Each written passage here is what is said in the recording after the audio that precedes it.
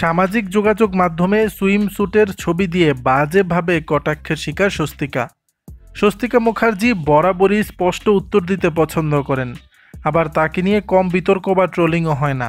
সম্প্রতি তিনি ইনস্টাগ্রামে একটি সুইমিং স্যুট পরা ছবি পোস্ট করেছিলেন।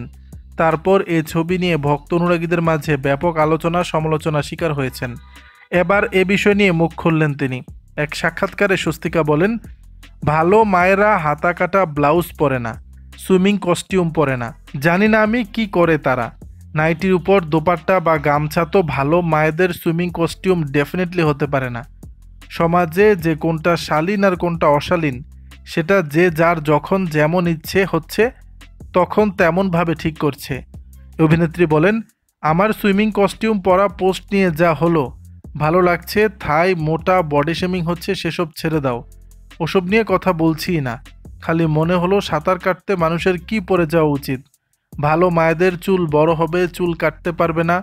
ভালো মায়েরা সিগারেট খায় না, মদ খায় না। স্বস্তিকা মুখার্জি বিজয়া সিরিজের মাধ্যমে আবারও পর্দায় ফিরছেন। অভিনেত্রী একদিকে যেমন নিজের বক্তব্যের কারণে বিরাট আলোচনায় থাকেন, অন্যদিকে নিজের পোশাকের কারণেও তিনি মাঝে মধ্যেই কটাক্ষ শোনেন। যেমন সামাজিক যোগাযোগ মাধ্যমে এই সুইমস্যুটের ছবি দিয়ে বাজেভাবে মন্তব্যের শিকার হয়েছেন স্বস্তিকা মুখার্জি। অনেকেই বলছেন এমন বয়সে এই ধরনের পোশাক একেবারেই মানানসই নয়। তার মধ্যে এই সুইমস্যুটটি কোনোভাবেই স্বস্তিকাকে মানাচ্ছে না। দর্শক, ছবিতে সুইমস্যুটে স্বস্তিকাকে দেখতে কেমন লাগছে তা জানিয়ে দিবেন নিচের কমেন্ট বক্সে।